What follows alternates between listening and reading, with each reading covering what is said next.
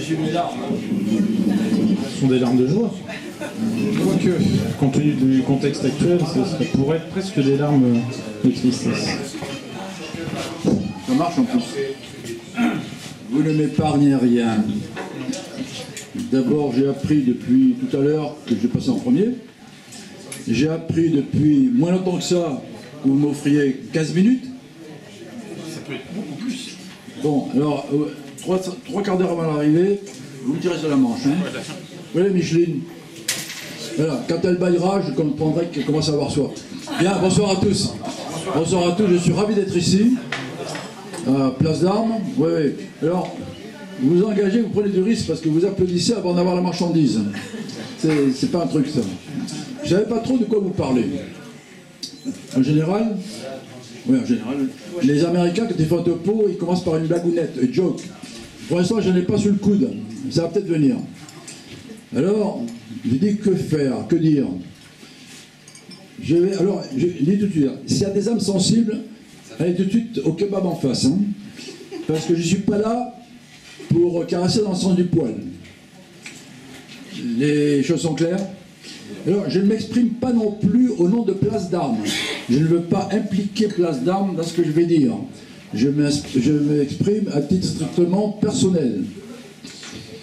Alors, je vais vous parler d'un thème, les mensonges et les manipulations dont nous sommes victimes de la part de nos gouvernants. Quand je dis nos gouvernants, je suis gentil, je veux dire des crapoteux, des criminels, des délinquants qui nous gouvernent. C'est terrible. Oh, alors, d'abord je vais faire un test. Ah, vous croyez vous en tirer comme ça? En général, on fait un test à la fin du topo. Ben, on va inverser les rôles un peu. Je vais vous demander vraiment, en toute simplicité, de m'aider.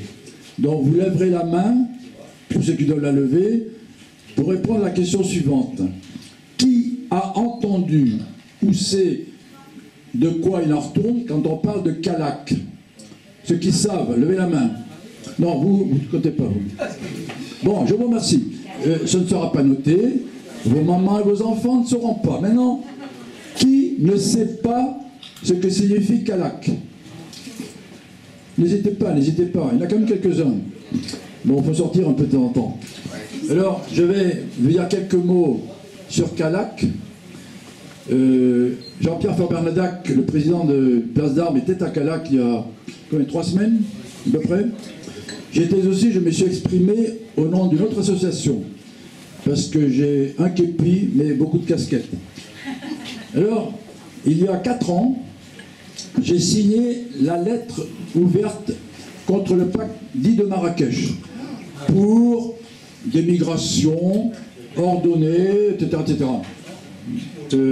C'est-à-dire qu'on veut répartir les migrants sur la planète de façon sûre et ordonnée. On nous a dit, ça n'est pas contraignant. Donc pourquoi l'avoir signé? Pourquoi avoir signé ce texte? En fait, c'était moralement engageant, donc contraignant. Et on nous a rappelé au devoir de réserve. Le devoir de réserve, vous savez, c'est une espèce de bandoulière qu'on veut nous mettre pour nous empêcher de parler. Là, ils ont raté, c'était tout faux. Bon, j'ai parlé de ça, je vais dire pourquoi. Entre-temps, il y a un an et demi, il y a eu la lettre ouverte à nos gouvernants, que vous avez pour la plupart signée. Il y a eu 27 000 signatures, et depuis, que s'est-il passé? Non, pire que ça. Nous dénoncions le délitement de la France.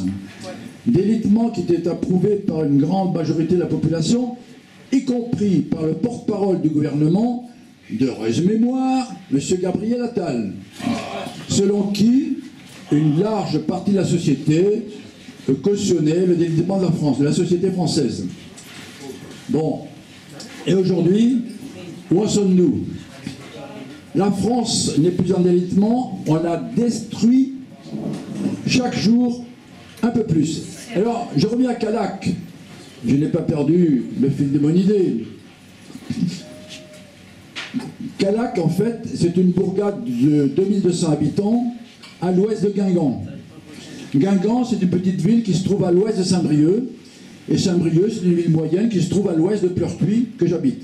Donc vous voyez tout de suite.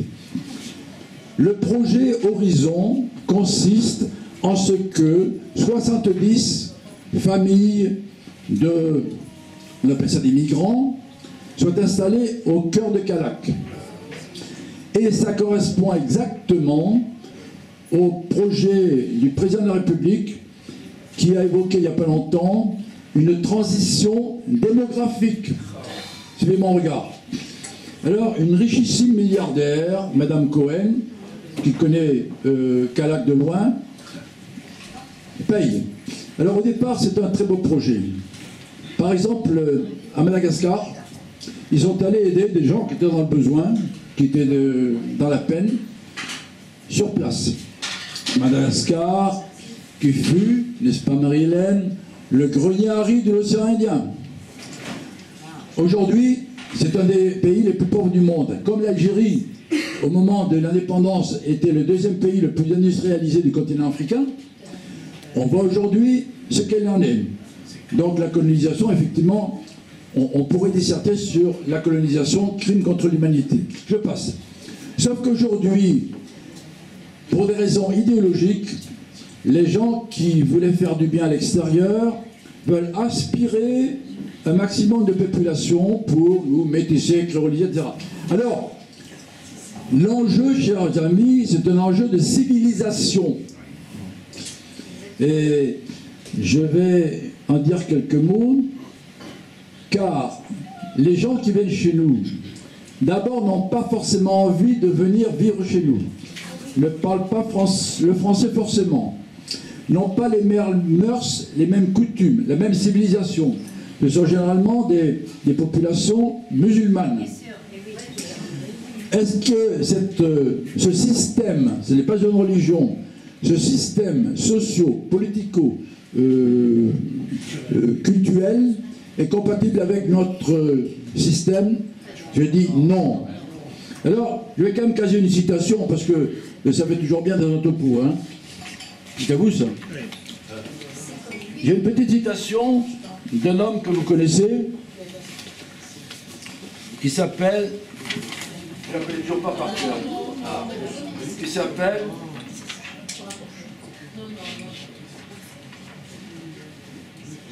Jean Delattre d'État-Signy. Je lis. À la Grèce, nous devons surtout notre raison logique. À Rome, nos maximes de droit et de gouvernement. Mais à l'Évangile, nous devons notre idée même de l'homme. Si nous renonçons à l'Évangile, il y a une faute de frappe. Nous sommes perdus. Maréchal Delattre. Pourquoi je dis ça? Parce que notre civilisation gréco-chrétienne, gréco-latine, pardon, est chrétienne. Il suffit de regarder les dizaines de milliers de villages et de villes de notre pays qui se blottissent autour du clocher pour s'en convaincre. Or, on nous apporte une religion, une pseudo-religion qui n'est pas compatible. Elle nous apporte bien des maux. Je vais y revenir, en particulier l'insécurité, l'ensauvagement de notre pays. Le terrorisme, qui apparemment est notre ennemi principal aujourd'hui, est commis par qui? Par des gens qui assassinent leurs victimes au cri de Allah Akbar, ou par des gens qui assassinent leurs victimes au cri de au nom de Jésus-Christ. Voilà. Alors, nous avons un problème, c'est un enjeu de civilisation, c'est notre survie même qui est en jeu.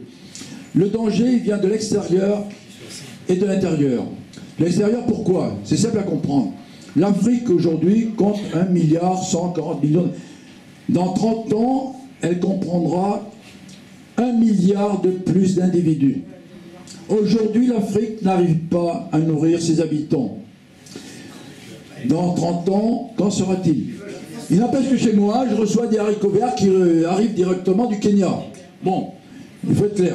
Alors, si la France accueille quelques dizaines de millions d'habitants, venant de ce continent, rien ne changera pour l'Afrique, mais tout changera pour la France.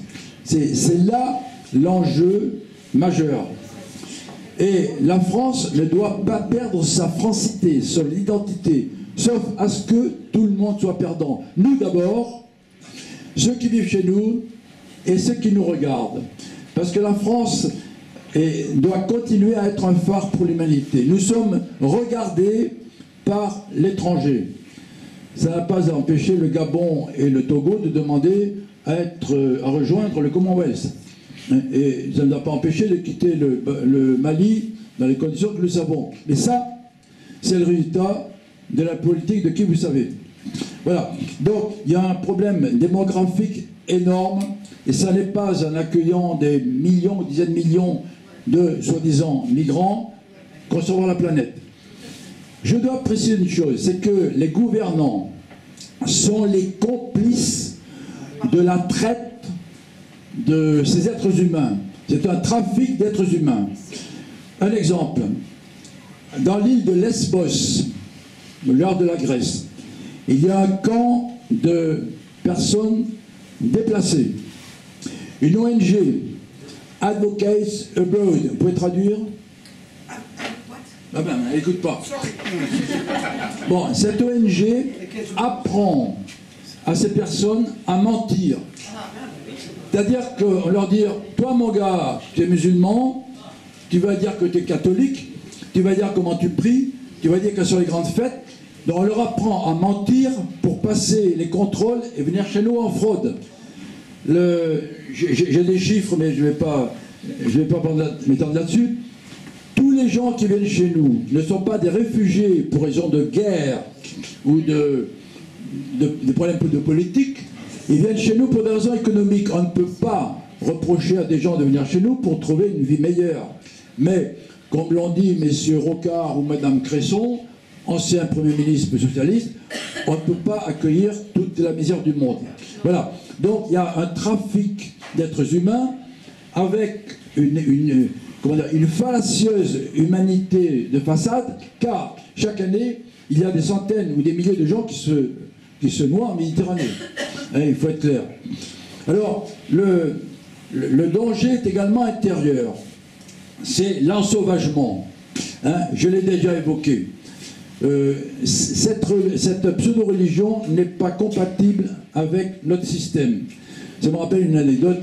Il y a un colonel à la retraite, un légionnaire. Il y a des légionnaires dans la salle. Bon, il est pieds noirs. Les pieds noirs n'aiment pas qu'on cite ce mot-là. Bon, il parle l'arabe, écrit parler. Un jour, il était dans une allée marchande devant le rayon de papier hygiénique. Et un homme en djellaba était là avec son épouse qui avait un costume du même type. Et il lui dit, il y a du choix, hein? L'autre lui dit, oh oui, mais toi tu n'en as pas besoin puisqu'Allah il a dit que tu faisais avec les doigts. Non mais, il faut bien comprendre que ce système qu'on veut nous imposer est parfaitement incompatible avec le nôtre, car il traite de tous les aspects de la vie quotidienne. Mesdames, vous avez du mal à vous le faire, du mot à vous faire.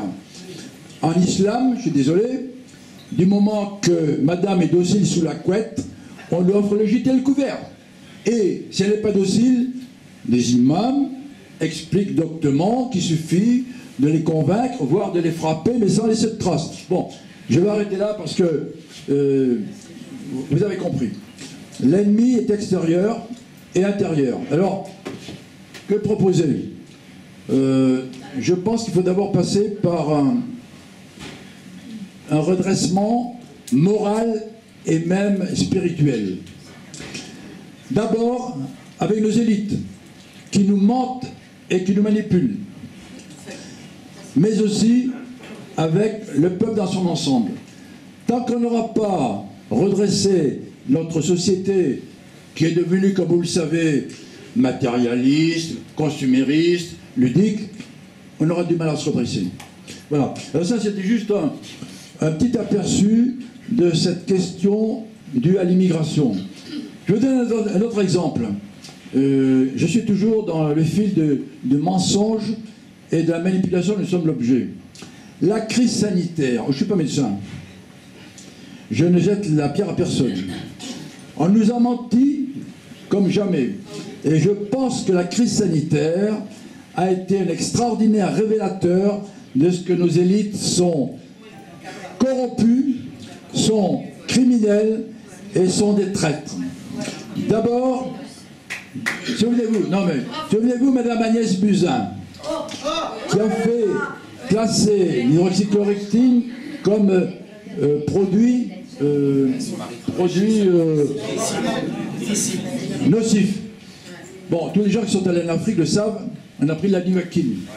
Bon, comment se fait-il que brutalement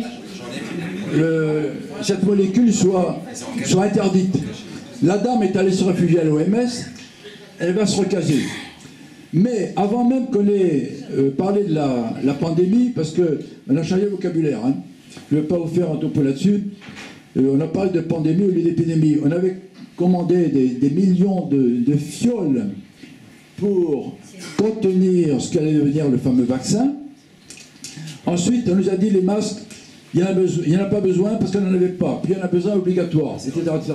On nous a menti en permanence. Le professeur Perron a écrit un premier livre qui est sorti en juin 2020. Y a-t-il une erreur qu'ils n'ont pas commise? Il a écrit un deuxième livre un an plus tard. Décidément, on n'a toujours pas compris. Dans ce deuxième livre, il y a un chapitre complet de 20 pages qui est consacré aux mensonges de l'État. Il n'a pas été poursuivi devant les tribunaux. Il vient de sortir en troisième. Sur cette crise dite sanitaire, écoutez le discours du professeur Perron devant le Parlement de Strasbourg et vous aurez tout compris. Ensuite, nos dirigeants, en particulier l'hôte de l'Élysée, s'est conduit d'une façon insoutenable. Les conseils de défense sanitaire, pourquoi traiter dans l'obscurité des questions qui nous concernent directement? Moi, je n'ai pas envie de laisser ma vie dans les mains de M. Macron ou de M. Comment il s'appelle, l'actuel perroquet, là, le porte-parole. Véran, voilà. Non, mais on sait. Non, mais c'est insoutenable. En planification sanitaire, la planification, on prévoit des situations dégradées avec les mesures correspondantes pour y remédier. Il était prévu, en cas de pandémie, de contrôler les frontières, de mettre les médecins de ville en première ligne. On a fait le contraire. Ensuite, le Rivotril. Qu'est-ce qui a entendu parler de Sylvie Bataille? Oh, cette femme raconte comment son père a été hospitalisé pour une intervention chirurgicale. Ça s'est bien passé, sauf que il a attrapé le Covid. Bon, à l'hôpital. Et il a été isolé dans une paroi transparente. La dernière fois qu'elle a vu son père, avant qu'il leur dise « sortez-moi de là, sinon il va me faire crever », son père était entièrement nu, avec le masque quand même, hein. Non mais attaché sur sa paillasse. Il a macéré dans son urine pendant plusieurs heures, à la suite de quoi, sac plastique, il a dégagé. Cette femme était ulcérée. Elle avait envisagé de faire une proposition de loi au Sénat, je ne sais pas où ça en est.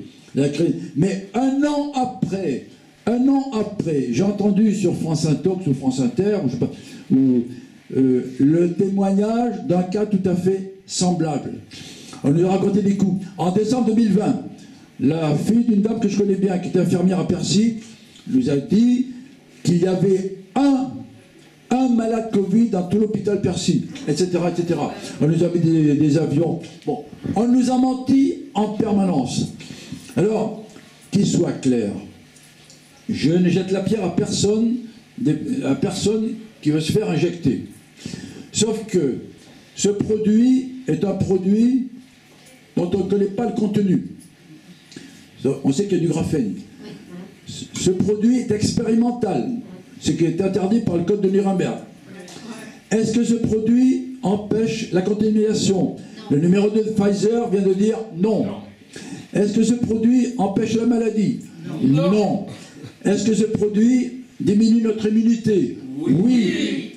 vous en savez des choses. Bon.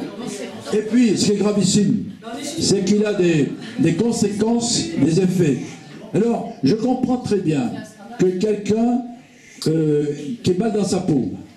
Martine Moderne nous a dit, les enfants de 5 ans, 10 ans font des tentatives de suicide, ce qui ne s'est jamais vu. Quelqu'un qui est mal dans sa peau, qui est seul, en plein confinement, qui a besoin d'aller à la terrasse d'un bar pour prendre un café, draguer la minette, ou le miner, parce que maintenant... Bon, qu'il accepte de se faire injecter, parce que sinon il va disjoncter, comme on dit, je comprends très bien. Mais il faut que les gens aient un consentement éclairé. Je donne 2 exemples vécus. Je connais une infirmière en activité qui nous donnait l'exemple d'un gamin de 14-15 ans qui s'est fait injecter. Il a perdu 2 ans de sa mémoire. Deuxième exemple, également un jeune de 14-15 ans. Je connais l'infirmière, elle est en activité, elle a eu Covid 4 fois, cela a évité de se faire injecter. Le gamin ne voulait pas se faire injecter. Sa mère a insisté jusqu'à le convaincre. Il s'est fait picouser. Résultat, ses testicules ont triplé de volume, on l'a coupé. C'est un témoignage de première main. Autrement dit, un gamin de 14-15 ans, voilà ce qu'on a fait de sa vie alors qu'il ne risquait strictement rien. Bon, j'en reste là, mais la liste pourrait être longue. On nous a menti dans tous les domaines. Et un jour, peut-être que les criminels qui nous gouvernent auront à rendre des comptes. Je dis peut-être parce que souvenez-vous du sang contaminé et autres scandales, il arrive toujours à s'en sortir. Bon. Coupable n'est pas coupable. Voilà, j'en reste là. On nous ment sur tout. Alors moi j'ai attrapé le Covid, je vais vous dire pourquoi. C'est parce que j'ai pas de télévision. Bon, mais peu importe. Bon, on nous ment sur tout. On nous ment sur la guerre en Ukraine. Je ne vais pas développer. On nous ment sur la guerre en Ukraine. On nous ment sur le climat. Souvenez-vous, il y a eu des incendies dans les Landes et en Gironde, là, cet été. Bon, moi je connais Grégory et François-Xavier, qui sont des pompiers suspendus. Des suspendus, j'en connais beaucoup. Des gens qui perdent toutes leurs ressources du jour au lendemain. On a fait venir des pompiers de l'extérieur, de Pologne ou d'Allemagne par exemple, où l'obligation vaccinale n'existe pas. On a fait venir des gens de l'extérieur qui n'étaient pas vaccinés pour certains, alors que des gens de chez nous, qui ne l'étaient pas non plus, ont été suspendus. 2 jours avant que je vienne ici, Karine, qui fait partie d'une quarantaine de personnes suspendues d'où je suis, 37 ans, mère de 2 enfants, s'est suicidée. Parce qu'elle avait été suspendue, elle n'avait aucune ressource. Voilà dans quel monde nous vivons. On nous ment et on nous manipule. Là, c'est au débeauté, hein, mais on pourrait continuer longtemps. Alors, je vais en rester là quand même parce que je vois que Micheline commence à avoir soif. Bon, que faire? Depuis plusieurs mois, je rencontre beaucoup de gens. En particulier, le menu, c'est 3 fois par semaine, une agora. Une agora, c'est un groupe de personnes qui veut réagir aux mesures liberticides et souvent stupides qui nous sont imposées par les gens hors sol qui vivent à Paris. Je parle des énarques, même si tous les énarques ne sont pas mauvais. Donc les gens sont des citoyens qui réagissent contre la tyrannie. Je dis bien la tyrannie. Alors le mercredi je suis à Dinard, le jeudi je suis à Dinan, le samedi je suis à Plouer. Voilà. Ce qui est intéressant, c'est qu'à chaque fois, il y a des nouveaux. Qu'on soit 20, 50 ou 150, il y a des nouveaux. C'est-à-dire que les gens s'éveillent. La première chose à faire, c'est de s'informer. Il faut s'informer. Alors, je vais vous y aider. Voilà. Mon quart d'heure de publicité. Citizen Light. Non, Citizen Light, qui est un média qui est lancé par Pierre Barnerias et Armel Joubert-Desouches. Vous connaissez tous l'AFP, l'agence France Presse est l'agence la plus importante de la planète. Et on a dit qu'un journaliste devait savoir lire, c'est-à-dire lire une dépêche de l'AFP. Si vous faites l'expérience, vous prenez France Info, Europe, RTL, au même moment, vous aurez le même communiqué à la virgule près. On nous ment en permanence, ce sont ces médias qui sont tenus par ceux qui ont financé la campagne de M. Macron, c'est clair. Alors, Citizen Light, c'est une agence qui sera télévisée, parlée et écrite. Ces gens-là ne partent de rien, ils sont deux, il y a également deux femmes.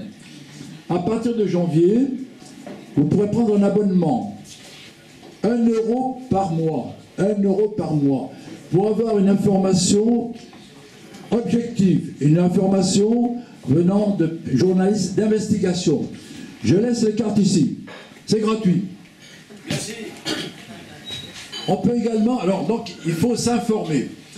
Dans les groupes, les collectifs, les associations, les agoras, les gens se rassemblent, font passer des renseignements. Moi je vais lancer dans mon groupe une feuille de chou.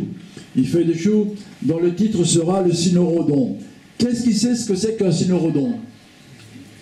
Vous ne connaissez pas? Oh là là. Le cynorhodon, c'est une baie rouge en forme d'olive assez grosse. Il y a des... Quand on enlève les poils de cette baie, qu'on les met dans le cou de sa voisine, ça gratte. Bon. Mais ça a des vertus. Ça contient beaucoup de vitamines, on peut faire de la confiture. Et donc, on peut faire la confiture. Mais si on enlève les poils du cynorhodon, ça gratte à la sortie. Donc, l'appellation du cynorhodon, je cite Robert, c'est poil à gratter ou gratte-cul. Qu'est-ce que ça veut dire? Ça veut dire que cette feuille de chou, elle va être là pour caresser nos gouvernants en sens du poil. Il faut que nous montrions que nous ne sommes pas d'accord. Il faut faire augmenter le nombre de résistants que nous sommes. Voilà. Donc, informez-vous. Je vais vous... Autre page de publicité. C'est très important. Bon, on pourrait faire un développement sur l'éducation nationale, tout ce qu'on voudra, on n'a pas le temps. Brigelli a écrit La fabrique du crétin. Michel Desmurger a écrit La fabrique du crétin digital. Ce livre, même pas 9 € en livre de poche, hein, je l'ai offert à tous les membres de ma famille qui sont en charge d'enfants. Il y en a beaucoup. Il explique comment les écrans, télé, smartphone, je ne sais pas ce que c'est, etc. Tous les écrans formatent complètement les esprits des enfants d'abord et des adultes. Pour le résumer, je dirais qu'au mieux c'est nul et au pire c'est négatif. Mais tout ce qu'il dit est étayé par 1700 références, car tout est démontré par des expériences scientifiques. Alors, si vous n'avez pas beaucoup de temps, vous lisez simplement l'épilogue, quelques pages à la fin. On n'imagine pas toutes les conséquences négatives sur les esprits et sur les corps. Je vous recommande fortement, je n'ai aucun conflit d'intérêt, le livre de Michel Desmurger, La fabrique du crétin digital. Il faut s'informer. Il faut informer les autres. On a affaire, non plus à des veaux, comme disait Jean de Gaulle, mais à des moutruches. C'est catastrophique. Quand je vois un 5 étoiles, j'en ai rencontré plusieurs, qui me dit « Oh, mais moi, quand j'étais jeune, on m'a injecté, on m'a vacciné, comme moi-même, TABDT, etc. etc. » Et alors, il accepte de se faire injecter aujourd'hui un produit qui n'est pas un vaccin. Ça me fait mal, parce qu'un général d'armée, ancien chef d'état-major de l'armée de terre, devrait quand même savoir de quoi il en retourne. Soit il me prend pour une andouille, je ne crois pas, parce que je connais l'individu, soit il n'a pas tout compris. Ça, c'est gravissime. Alors, dans l'armée, l'obligation vaccinale, en fait, n'est pas formellement écrite. Certains me disent oui. Seulement, les pressions sont telles que beaucoup de gens sont obligés de subir. Le professeur gendarme, variez vos sources d'information. Professeur gendarme, ça vaut ce que ça vaut. Il y a eu un jour un témoignage de 7 militaires, de simples soldats, un général de division, militaire qui ne voulait pas se faire injecter. Il y a une dame, une femme, Saint-Galon Panaché, médecin, militaire, qui a dit il y a beaucoup de faux dans l'armée, beaucoup de faux, eh bien moi je continue à en faire tant que je le pourrai. Il y a des gens courageux.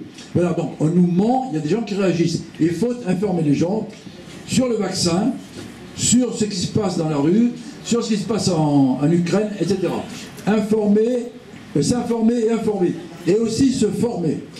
Alors, moi ce que je constate, c'est que le nombre d'éveillés augmente. D'ailleurs, une dame qui me posait une question, mais en fait, j'ai rien préparé, vous le voyez bien. J'étais avec une dame qui est un peu bavarde et qui a dispersé mon attention. Bon, ce que je dis, parce qu'en permanence, on me dit, alors que fait l'armée? Qu'est-ce que vous faites les généraux, là, hein? Quand est-ce que vous y allez? L'armée est très légaliste. J'ai rencontré beaucoup de hauts gradés. Je suis désolé, mon général, je ne sais pas comment vous avez d'étoiles, mais à moins de 5, j'hésite. Non, mais j'ai rencontré beaucoup. Alors, des gens qui sont plus en activité, mais qui ont encore du pouvoir, de l'influence, des contacts. Alors, moi, ce que je dis, en restant dans la légalité, il faut absolument faire augmenter le nombre de résistants, de manière à ce que, lorsque le peuple sera suffisamment nombreux pour que le pouvoir chancelle, alors là, les gilets jaunes et l'armée suivront. Je peux rêver. J'ai beaucoup de témoignages. Oui, j'ai beaucoup de témoignages. L'article 3 de la Constitution précise que le peuple est souverain, qui délègue sa souveraineté à ses représentants. Il précise également qu'aucun individu ne peut se prévaloir de cette souveraineté. Monsieur Macron foule au pied tous les jours notre Constitution et les textes qu'il produit lui-même. Il se moque de nous, ou plutôt, il nous méprise, il nous déteste et il travaille pour des intérêts qui sont autres. Le livre « Le traître et le néant », c'est pas moi qui l'ai écrit, hein.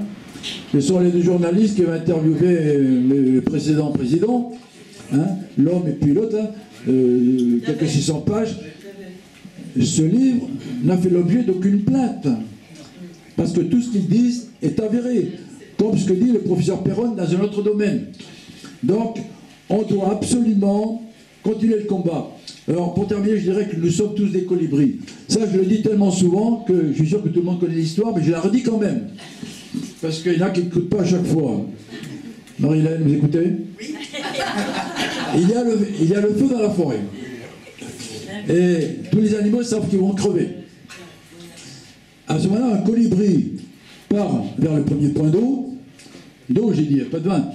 Il ramène une goutte, il rapporte une goutte, pardon, et il la laisse dans le brasier. Il fait 1, 2, 3 voyages, jusqu'à ce qu'un lion lui dit, mais ça ne sert à rien, tu vas crever comme nous. Il dit oui, mais j'aurais fait ma part. Mes chers amis, tous autant que nous sommes, soyons des colibris. Chaque jour, si chaque jour, chacun d'entre nous parle à une personne, nous avons fait notre devoir. Chacun doit faire ce qu'il peut, là où il est, avec ses compétences, sa disponibilité, ses goûts. Nous pouvons tous faire quelque chose. Je ne sais pas si je l'ai là. Non, j'ai un masque. Je vais me faire arracher une dent lundi. Bon, je vais mettre mon masque mascarade. Mais peu importe ce qu'il y a écrit dessus. Il faut que nous montrions que nous sommes des résistants à la tyrannie. Parce que quand on montre un masque comme celui-là, ou tyrannie sanitaire, ça interpelle les gens, ils vous posent des questions. Il faut parler, donc il ne faut pas agresser les gens, il faut leur parler et faire augmenter le nombre des résistants afin que simplement survive la France. Bon, je crois que j'en ai trop dit. Allez.